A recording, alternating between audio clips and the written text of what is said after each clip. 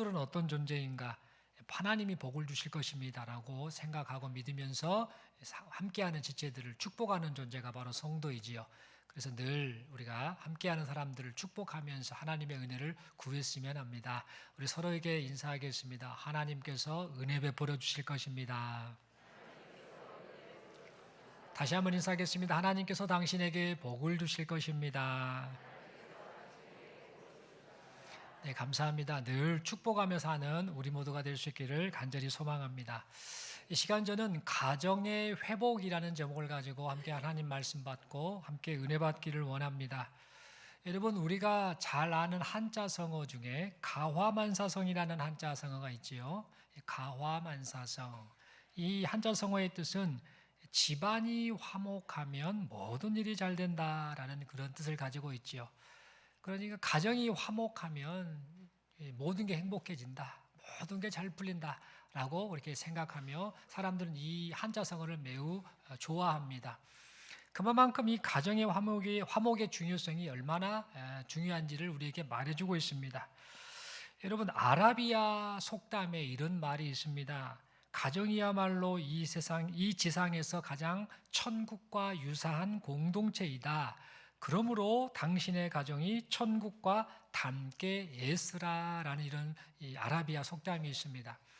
그리고 이 영국에도 이런 속담이 있습니다. 단란한 가정은 밖에서 보면 견고한 성벽이요, 안에서 보면 훌륭한 보금자리다라는 이런 속담을 영국 사람들은 한다고 합니다.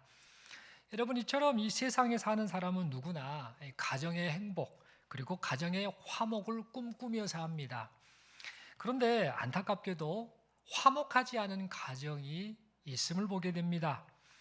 갈등으로 아픔과 상처를 겪는 가정들이 의외로 많더라라는 겁니다. 부부간의 갈등으로 가정 불화가 일어나고 부모와 자녀의 갈등으로 대화가 단절된 가정이 의외로 많습니다. 그래서 가장 따뜻한 보금자리인 이 가정이 아픔과 상처를 주는 곳이 되고 있습니다. 여러분, 그렇다면 지금 여기 모여 있는 우리의 가정은 어떻습니까? 찬송가 559장은 이런 찬양 가사가 써져 있지요. 사철의 봄바람 불어있고 하나님 아버지 모셨으니 믿음의 반석도 든든하다. 우리 집 즐거운 동산이라. 잘 아시는 찬송이지요. 우리가 이 찬송을 부르면서 고백을 하지요. 우리 가정은 화목하다, 은혜가 있는 가정이다 라고 그렇게 찬송 고백은 하고 있습니다만, 혹시 지금 우리 가정의 모습은 화목이 사라져버린 채 아픔과 상처가 쌓여가고 있지는 않습니까? 여러분, 만약 우리의 가정이 이와 같은 상황이라고 한다면, 그리고 우리의 가정이 진짜 화목한 가정이 되기를 바란다라고 한다면 우리는 어떻게 해야 될까요? 어떤 마음을 품고 어떻게 생활하고 어떠한 태도로 살아야 할까요? 여러분, 오늘 본문의 말씀을 보면 아픔과 상처뿐이었던 이 야곱이라는 사람의 가정이 다시 화목하게 된 이야기를 좀 말해주고 있고, 화목하게 된 비결까지 말해주고 있습니다. 그리고 이 요셉이라는 사람이 바로 야곱 가정의 화목을 위해서 귀하게 쓰임받는 사람이었다라는 사실도 오늘 본문을 통해 우리에게 말해주고 있습니다. 여러분, 이 요셉은요, 야곱이라는 사람의 11번째 아들입니다. 요셉의 아버지 야곱은요, 아내가 4명이 있었습니다. 자식이 12명이나, 딸 포함하면 13명이나 있었습니다. 이 야곱은 라헬, 레아, 실바, 비라라는 4명의 여인을 아내로 삼고 살았고, 또 그 여인들을 통해서 아들들만 12명을 낳게 됩니다. 참 독특한 가정입니다. 아내가 4명이나 되고 자식도 많이 낳았습니다만, 야곱에게 이렇게 많은 아내와 자식이 있었던 것은요, 사실 독특한 사연이 있었기 때문입니다. 근데 그 사연이 별로 좋지 않은 사연입니다. 가슴 아픈 사연이었습니다. 여러분, 그렇다면 어떤 사연이 있었을까요? 이 야곱의 인생 사연을 살펴보면요, 다음과 같습니다. 야곱은 형 에서의 장자권을 욕심을 냈었죠. 그래서 아버지를 속여가지고 장자가 받을 이 축복을 빼앗아갑니다. 그래서 형의 미움을 사고 맙니다. 저놈이 내 장자권을 다 빼앗아갔구나, 아버지의 축복을 빼앗아갔구나 라고 하면서 형 에서의 미움을 사게 됩니다. 그래서 형 에서의 복수를 피하기 위해서 외갓집인 이 밧단 아람으로 먼 길을 떠나게 됩니다. 이때 야곱은 외갓집에 잠시 갔다 올 생각이었습니다. 잠시 갔다 올 것으로 생각하고 그렇게 밧단 아람으로 떠나게 됩니다. 그런데 무려 20년 동안이나 그곳에 있게 되었습니다. 여러분, 야곱이 밧단 아람이라는 이 자기 외갓집에 20년 동안 있게 된 이유는 딱 간단하게 말씀드리면 두 가지 이유 때문입니다. 첫 번째는 외삼촌 라반의 속임수 때문이었습니다. 그리고 또 한 가지 이유는 뭐냐? 이 야곱이 사랑하는 여인 라헬, 그 라헬을 아내로 삼기 위함이었습니다. 야곱은 이 밧단 아람에 도착했을 때에 외삼촌의 딸 이 라헬을 만나게 됩니다. 만나자마자 첫눈에 반해버립니다. 그래서 한 달 후에 외삼촌에게 말을 합니다. 삼촌의 둘째 딸 라헬, 저 라헬을 나의 아내로 좀 삼게 해주세요. 대신에 제가 삼촌을 위해서 7년 동안 일하겠습니다. 그러니 이 라헬을 내 아내로 주시면 안 되겠습니까? 라고 그렇게 요청을 합니다. 그리고 이 라반이 그래 그렇게 해라 라고 말을 합니다. 그리하여 야곱은 라헬을 아내로 얻기 위해서 7년이라는 긴 기간 동안이나 외삼촌 라반을 위해서 열심히 일을 하게 됩니다. 하지만 이 야곱은 7년이라는 시간을 보냈음에도 불구하고 그 7년을 며칠처럼 여겼습니다. 그 이유가 무엇인 줄 아십니까? 그만큼 라헬이라는 여인을 그토록 사랑했기 때문입니다. 사랑하는 저 여자 라헬을 내 아내로 삼기 위해서 7년쯤이야, 그거 견딜 수 있지라고 생각하며 7년을 며칠처럼 여기며 보냈던 것입니다.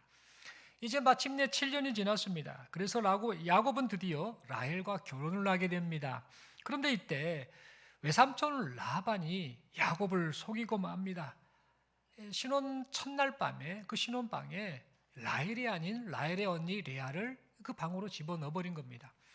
캄캄한 중인지라 야곱은 그 여인이 라헬인지 레아인지 구분을 못하고 설마 삼촌이 나를 속이겠느냐라고 생각을 했겠죠.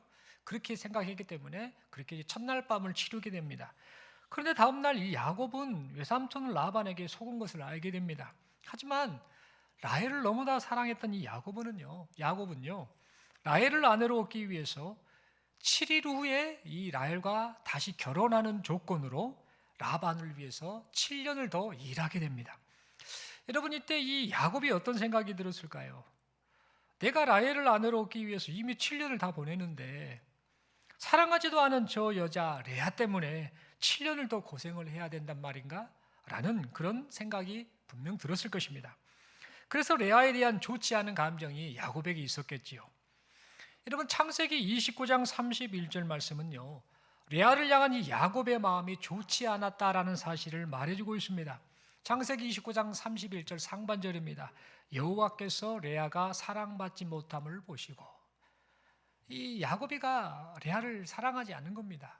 부부로서의 삶은 살지만 사랑하지 않은 겁니다. 근데 그것을 여호와께서 보셨다라고 창세기 29장 31절에서 말하고 있는 겁니다. 여러분, 이처럼 야곱은 레아를 사랑하지 않았습니다. 더 정확하게 말씀을 드리자면 레아를 사랑하지 않을 뿐만 아니라 레아를 미워했습니다. 레아 때문에 7년을 더 살아야 됐기 때문에 그랬던 것이지요. 그리고 이 야곱은 오직 라헬만 사랑했습니다. 그런데 여러분, 이러한 이 야곱의 태도는 시간이 흐르면 흐를수록 야곱의 가족들에게 갈등과 상처와 아픔만을 주고 말았습니다. 여러분, 남편 야곱에게 사랑받지 못한 레아는요, 야곱이 자신을 사랑해 주는 것이 유일한 소원이었습니다. 이 레아의 이러한 마음은 그가 나중에 아들들을 낳는데 그 아들들의 이름을 지어주는데 그 아들들의 이름을 통해서 이 레아의 마음이 어떠했는가를 우리는 확인할 수 있습니다. 레아는 이 첫째 아들의 이름을요 르우벤이라고 짓습니다. 르우벤의 이름의 뜻이 뭐냐? 보라, 아들이다 라는 그런 뜻을 가지고 있습니다. 지금 이 레아는 남편 야곱을 향해서 내가 아들 낳았어요, 그러니 나 좀 사랑해 주세요, 내가 아들 낳았다고요 라고 하면서 야곱이 자기를 사랑해 주기를 희망하면서 르우벤, 내가 아들을 낳았다라는 그런 뜻을 가진 이름을 지어줬던 겁니다. 하지만 레아가 아들을 낳았음에도 불구하고 야곱은 여전히 그녀를 사랑하지 않았습니다. 그래서 이 레아는 또 둘째 아들을 낳게 되는데, 둘째 아들 낳은 이후에 그 이름을 시므온이라고 지었습니다. 시므온이라는 이름의 뜻은 뭐냐? 들으셨다라는 뜻을 가지고 있습니다. 여러분, 레아가 이렇게 이 둘째 아들의 이름을 그렇게 불렀던 이유는 뭐냐? 내가 남편에게 미움받는 것을 하나님이 들으셨다, 내가 사랑받지 못하는 것을 하나님이 들으셨다라는 그런 의미를 담아 그 둘째 아들의 이름을 그렇게 불렀던 것입니다. 여러분, 그럼에도 불구하고 이 야곱의 마음은 요지부동이었습니다. 레아를 여전히 미워했고 온전히 이 라헬만을 사랑했습니다. 그래서 레아는 셋째 아들의 이름을요, 이제 연합이라는 뜻을 가진 레위라고 부르게 됩니다. 제발 내 남편이 나와 좀 연합했으면 좋겠다, 마음을 내게 좀 줬으면 좋겠다, 부부가 되었으니 정말 나와 함께 좀 연합된 삶을 살았으면 좋겠다 라는 그런 마음을 담아서 셋째 아들 이름을 레위, 연합이라는 뜻을 가진 레위라고 불렀던 것입니다. 그리고 또 넷째 아들의 이름을 또 짓게 됩니다. 넷째 아들을 낳아서 이름을 짓는데 그 이름의 뜻은 찬송이라는 뜻인데, 찬송이라는 이름의 뜻을 가진 유다라는 이름을 짓게 됩니다. 여러분, 레아가 지금 넷째 아들을 낳고 넷째 아들의 이름을 유다, 즉 찬송이라는 뜻을 가진 유다라고 지었던 것은 지금 현재 상황은 비록 내 동생 라헬이 야곱의 사랑을 받고 있지만 어찌됐건 간에 나는 이 야곱 사랑하는 남편을 통해서 4명의 아들을 낳았다, 4이나 되는 아들을 낳았다. 그러니 내가 비록 라헬보다 사랑을 못 받는 것 같다 할지라도 나는 더 우월하다라는 사실을 드러내기 위해서 그렇게 이름을 지었던 겁니다. 하지만 그녀의 이러한 행동은 사실상 동생 라헬에 대한 열등감의 또 다른 표현일 뿐이었습니다. 여러분, 이때 이 언니 레아의 질투심을 지켜보던 라헬도요, 언니를 향해서 똑같이 질투로 대응하기 시작합니다. 그래서 라헬은 지금 자녀를 못 낳고 있지 않습니까? 라헬은 남편을 그렇게 사랑하고 남편이 자기를 사랑하지만 자녀가 없는 상황 아닙니까? 그래서 자신이 임신을 못하다 보니까 다른 방법을 찾습니다. 자신의 시녀 비라라는 여자를 야곱에게 줍니다. 그래서 그 여인을 통해서 자식을 얻고자 합니다. 그리하여서 아들을 이 비라가 낳게 되는데, 이 비라의 첫째 아들의 이름이 바로 단입니다. 단의 이름은 뜻은 뭐냐? 재판이라는 뜻을 가지고 있죠. 라헬이 이 자기의 시녀 비라를 통해 낳은 이 첫째 아들 단이란 그 아들을, 그 이름을 그렇게 지었던 이유는 재판관 되시는 하나님께서 내 억울함을 다 보셨다, 우리 언니가 4명의 아들 낳았다라고 저렇게 떵떵거리면서 나를 괴롭히는데, 그리고 내 마음을 고통스럽게 하는데 내 억울함을 하나님이 다 보셨다, 재판관 되시는 하나님께서 다 이 모든 것을 보시고 이 억울함을 풀어주셨다라는 그런 의미를 담아서 그 아들의 이름을 단이라고 지었던 겁니다. 그리고 또다시 비라를 통해서 또 둘째 아들을 얻게 되는데 그 이름을 납달리, 경쟁하다라는 뜻을 가진 납달리라고 부르게 됩니다. 이렇게 불렀던 이유는 뭐냐면, 이제 내 시녀를 통해서, 비라라는 시녀를 통해서 둘째 아들까지 낳았으니 이제 내가 언니와 경쟁할 만하다, 내가 이긴 거야 라고 그렇게 생각하며 그렇게 이름을 불렀던 것입니다. 여러분, 이처럼 라헬이 이렇게 도전을 해오니까 언니 레아가 어떻게 반응했겠습니까? 이대로 있다가는 큰일 나겠다, 그렇지 않아도 남편 야곱이 라헬만 찾는데, 라헬만 사랑하는데 그 마음이 다 그리 가버렸는데 이러다가 나는 이제 찬밥 시대 되는 것 아닌가, 이렇게 생각을 하고는 이 레아가 자신의 시녀 실바를 이제 야곱에게 주는 일이 발생합니다. 여러분, 사실 이 레아는 시녀 그 실바를 야곱에게 주기를 원치 않았을 것입니다. 남편이 자기를 사랑해 주기를 원하는데 어쩔 수 없이 지금 남편의 마음을 얻기 위해서 시녀 실바를 야곱에게 주었던 것이죠. 그리고 이제 그렇게 하여서 이 실바가 또 아들을 낳게 되는데 그 두 아들의 이름이 복되다라는 뜻을 가진 갓, 그리고 행복이라는 뜻을 가진 아셀이라고 불리게 되었습니다.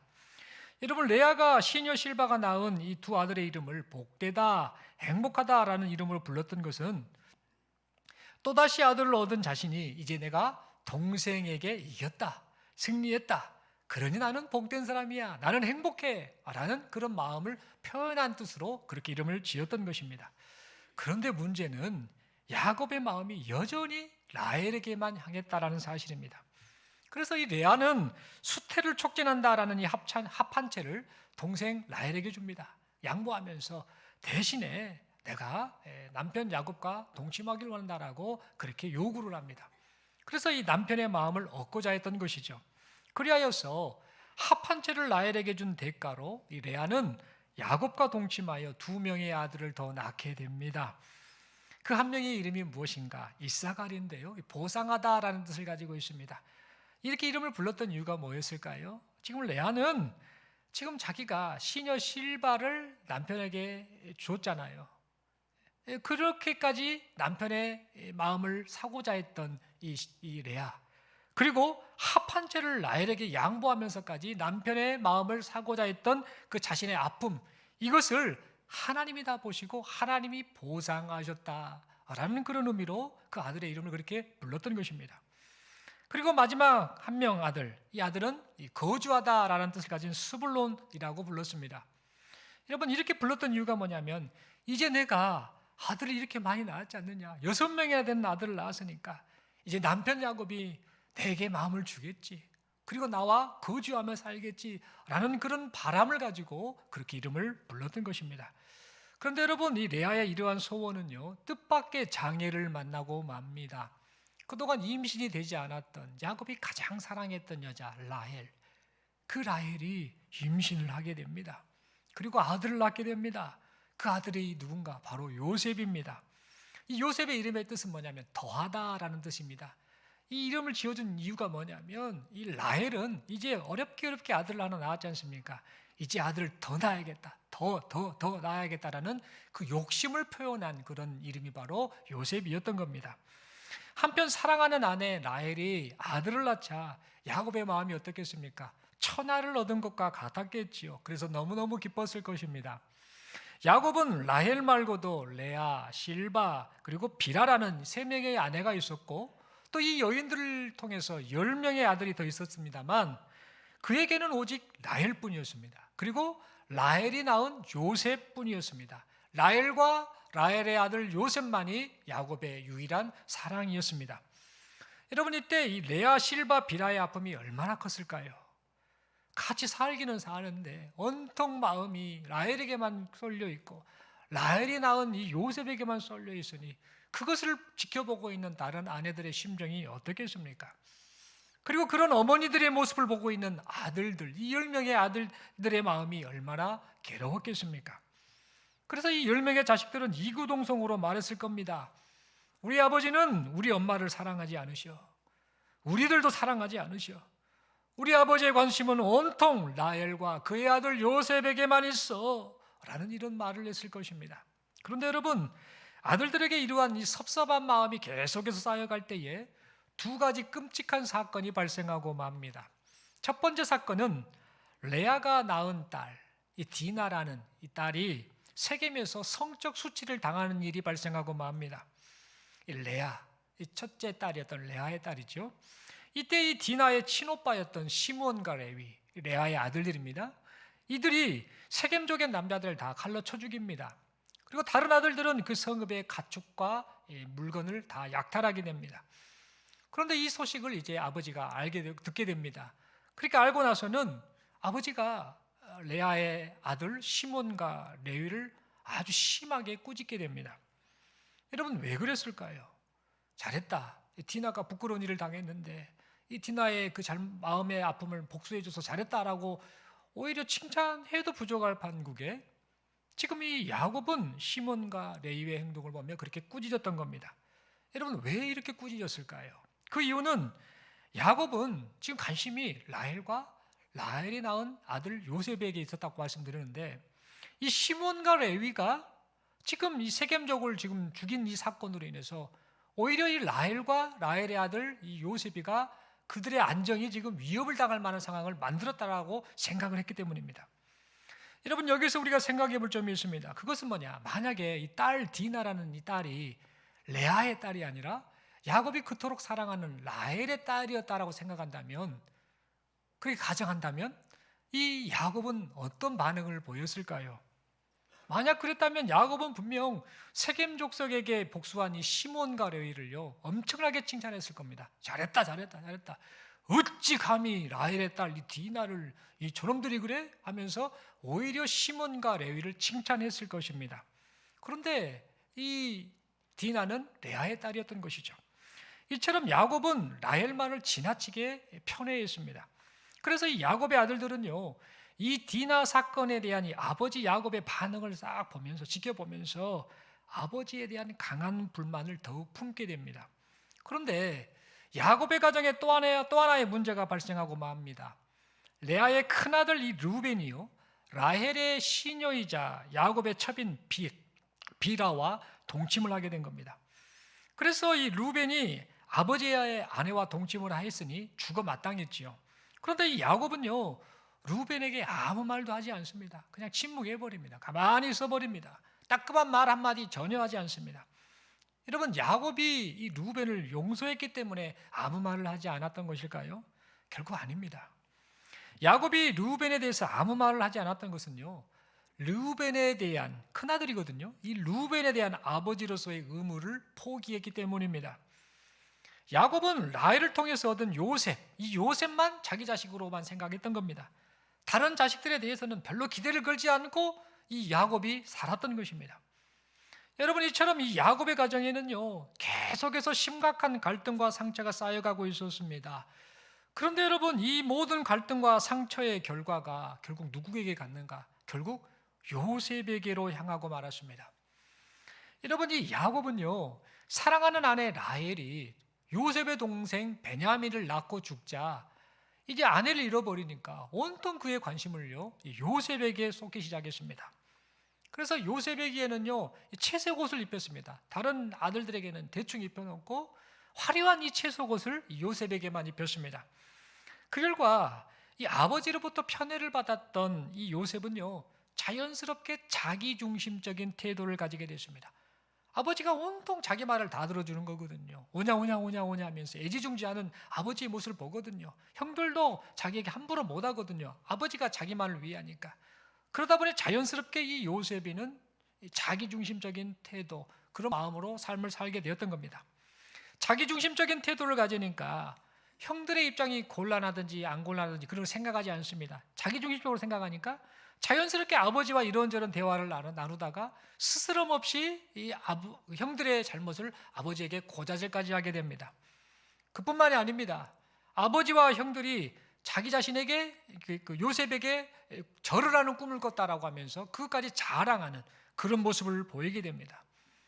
그러자 이 요셉의 이런 모습을 보면서 야곱의 다른 아들들은요, 요셉도 미웠습니다만 요셉의 저런 모습을 보면서 더욱더 아버지에 대한 원망과 미움을 품게 되었습니다. 그러다가 결국 그동안 쌓여온 이 분노의 표출이 야곱이 가장 사랑하는 아들 요셉, 이 요셉을 애굽으로 팔아 넘기는 일로 나타나고 말았습니다. 그 결과 이 야곱은 모든 것을 잃어버린 슬픔에 빠지고 말았습니다. 그리하여 야곱의 마음과 이 가정 분위기 모두가 지옥과 같이 되고 말았습니다. 상황이 이렇게 되다 보니까 깨진 가정의 화목이 회복된다라는 것은 거의 불가능한 것처럼 보였습니다. 그런데 여러분, 하나님께서는 요셉을 통해서 이 깨져버린 이 야곱 가정의 화목을 회복시켜 주셨습니다. 하나님께서는 애굽에 팔려가 온갖 고생을 하는 이 요셉과 함께 하셔서 마침내는 애굽의 총리 대신이 되게 하셨죠. 그리고 가나안 땅에 발생했던 기근, 이 기근을 사용하셔서 야곱의 가족 70명이 애굽으로 이주하여서 마침내는 요셉과 야곱의 가족이 재회하게 하셨습니다. 그러나 이 겉보기에만 화목했을 뿐 수십 년 동안 쌓여 있었던 이 야곱 가정의 갈등과 상처는 아직 치유되지 않았습니다. 그러다가 17년이라는 시간이 지나게 됩니다. 17년이 지난 이후에 야곱이 하나님의 부르심을 받고 세상을 떠나게 됩니다. 그러다 이때 오늘 본문의 내용이지요. 형제들은 불안해하기 시작합니다. 어쩌면 좋냐? 우리 아버지가 돌아가셨다. 야곱, 우리 아버지가 돌아가셨다. 아버지가 살아계실 때는 요셉이가 우리를 함부로 하지 못했는데 아버지가 돌아가셨으니 이제 어쩌면 좋은가? 요셉이가 우리에게 복수를 하겠구나. 이제 우리는 다 죽었다. 어쩌면 좋은가라며 그렇게 불안해하고 두려워하고 있었습니다. 그러면서 요셉을 향해 이제 찾아가 말을 합니다. 아버지가 돌아가시기 전에 아버지께서 당신에게 유언을 남겼습니다. 그 유언이 뭔 줄 압니까? 요셉 당신에게 유언을 남겼는데 그 유언은 형제들을 용서하라라는 그런 유언이었습니다. 그러니 우리의 죄를 제발 용서해 주십시오. 그동안 우리가 함께해서 하면서 우리가 지었던 모든 죄를 좀 용서해 주십시오라고 그렇게 간청하였습니다. 형들은 이 요셉의 복수가 두려워서 아버지의 유언을 강조하면서 그렇게 말을 했던 것입니다. 그러자 이 요셉은요, 형들의 말을 듣고 어떤 반응을 보였는가? 울어버립니다. 여러분, 이 요셉이가 왜 울었을까요? 여러분, 이 요셉은요, 형들을 보면서요, 동정을 느꼈습니다. 연민을 느꼈던 겁니다. 그리고 형들을 용서하는 마음으로 그렇게 눈물을 흘렸던 것입니다. 과거에는 이 형들이 어떤 형들이었습니까?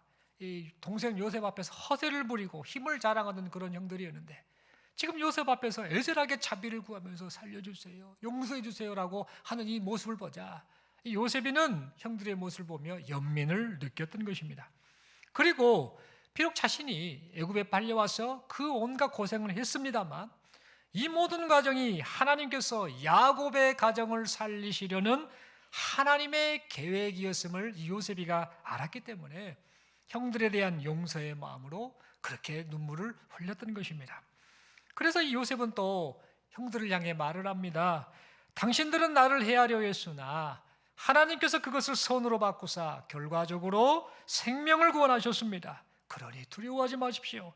이제 내가 형님들과 형님들의 자식들을 돌보겠습니다 라고 하며 형들의 마음을 위로해 주셨습니다. 그냥 위로한 것이 아니라 간곡한 말로 위로를 해 주었습니다. 여러분, 이 요셉은요, 하나님과 동행하는 삶을 살면서 하나님의 놀라우신 뜻을 깨닫게 되고는요, 형들을 향한 용서를 뛰어넘어서 자기 희생과 섬김으로 형들을 그렇게 사랑하였던 것입니다. 그리하여서 수십 년 동안 응어리지고 상처투성이었던 야곱의 가정이 화목을 회복하게 되었습니다. 처음부터 끝까지 서로에 대한 미움, 원망, 질투와 같은 감정에 사로잡혀 있었던 그 고통을 겪었던 야곱의 가정이 하나님의 뜻을 깨닫고 하나님의 뜻을 따라 형들을 섬겼던 이 요셉이를 통해서 회복되게 되었던 것입니다. 사랑하는 성도 여러분, 이 시간 우리 모두는요, 이 야곱의 가정이 겪었던 아픔과 상처 그리고 회복의 과정을 생각하면서 하나님께서 우리의 가정도 지금 회복시켜 가고 계시다라는 사실을 믿으시기를 바랍니다. 여러분, 이 세상에 아픔과 상처와 갈등이 없는 가정은 하나도 없습니다.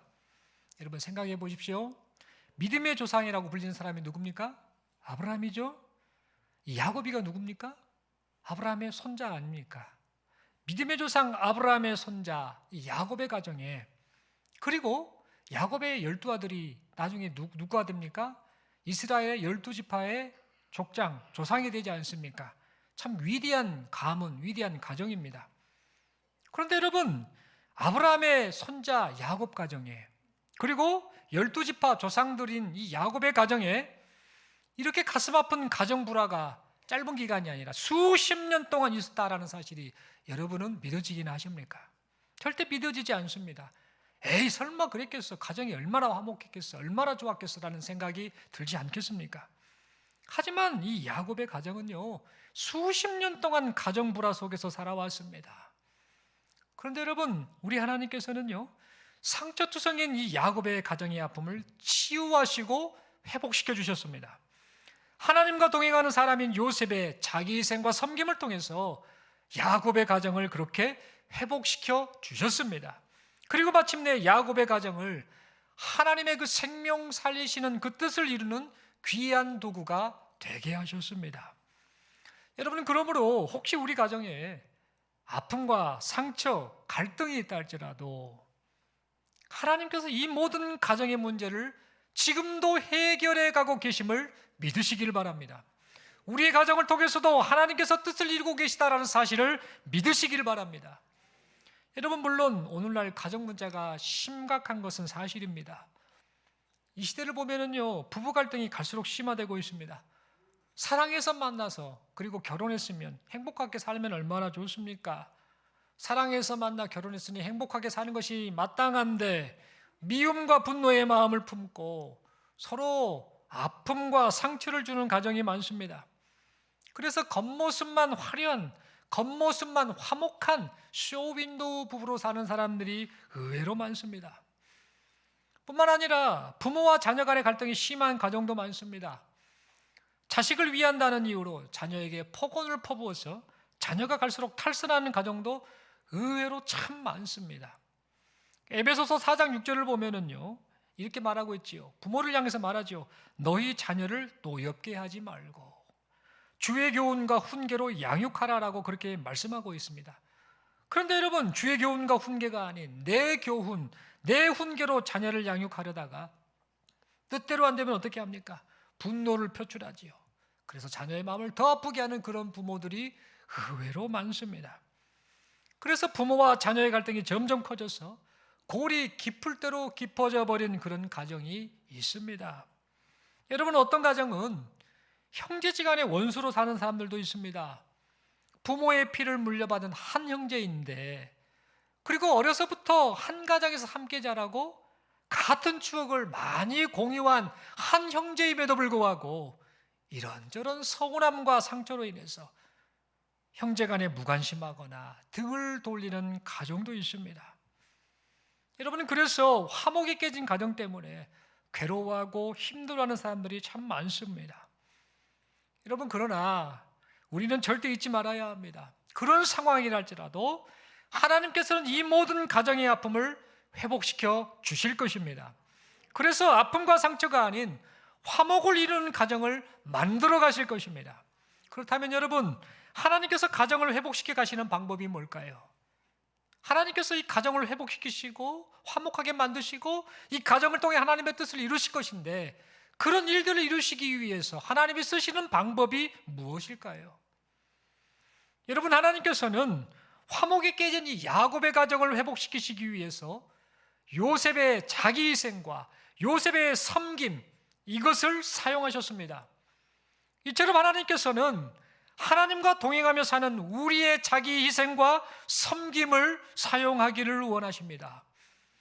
여러분, 그러므로 우리는 하나님께서 왜 나를 이 가정에 속하게 하셨는가, 이것을 생각해야 됩니다. 왜 하나님께서 나를 이 부모를 만나게 하셨고 왜 이 형제들과 이 자녀들을 만나게 하셨는지를 생각해야 됩니다. 그리고 우리 가정을 통해서 하나님께서 이루고자 하신 뜻이 무엇이고, 하나님께서 지금 내가 이 가정의 화목을 위해서 어떻게 섬기기 원하시는지를 깊이 있게 생각해야 합니다. 여러분, 죄로 인해 단절된 하나님과 사람의 관계가 다시 회복된 이유가 무엇인지 아십니까? 그것은 바로 아드님까지 희생시키신 하나님 아버지의 자기 희생이 있었기 때문입니다. 그리고 자기 목숨을 많은 사람의 대속물로 주신 예수 그리스도의 자기 희생이 있었기 때문입니다. 여러분, 이처럼 하나님께서는 화목이 깨진 이 가정의 회복을 위해서 우리들로 하여금 우리 자신을 희생하라라고 지금 우리에게 말씀하고 계십니다. 요셉이 자기 희생과 섬김을 통해서 야곱의 가정을 화목하게 회복시키는 하나님의 도구가 되었던 것처럼 여기 모인 우리들 역시 자존심을 내려놓고 나의 나쁜 감정을 내려놓고 내 중심적인 생각을 내려놓고 가족을 향해서 따뜻한 말과 행동으로 가족을 섬기라라고 말씀하고 계십니다. 이 모습이 우리 주님을 닮은 성도의 모습이자 가정에서 하나님과 동행하는 삶이다라고 말씀하고 계십니다. 사랑하는 성도 여러분, 그러므로 올해 표가 하나님과 동행하며 살자라는 표인데, 이 표대로 우리가 하나님과 동행하며 살았으면 좋겠는데, 특히 하나님과 동행하며 살 때 우리의 가정에서 먼저 하나님과 동행하며 살아가는 우리 모두가 될 수 있기를 바랍니다. 여러분, 가정에서 종교적 행위자가 되지 않기를 바랍니다. 성경 들고 다니고 거룩하게 하고 좋습니다. 찬송도 부르고 기도도 하고 좋습니다만, 종교적 행위가 다라는 그런 착각을 좀 버렸으면 좋겠습니다. 가정에서 종교적 행위자가 되려고 하지 말고 가정에서 살면서 하나님의 나를 향한 뜻이 무엇일까? 이 가정을 향한 하나님의 뜻이 무엇일까? 그것을 생각하고 하나님 말씀대로 순종하며 살기를 결단하는 우리 모두가 될 수 있기를 바랍니다. 그리하여서 자기 희생과 섬김으로 가족을 향해서 하나님의 사랑을 나타내는 우리 모두가 되기를 바랍니다. 여러분, 그리하면 어떤 일이 발생할까요?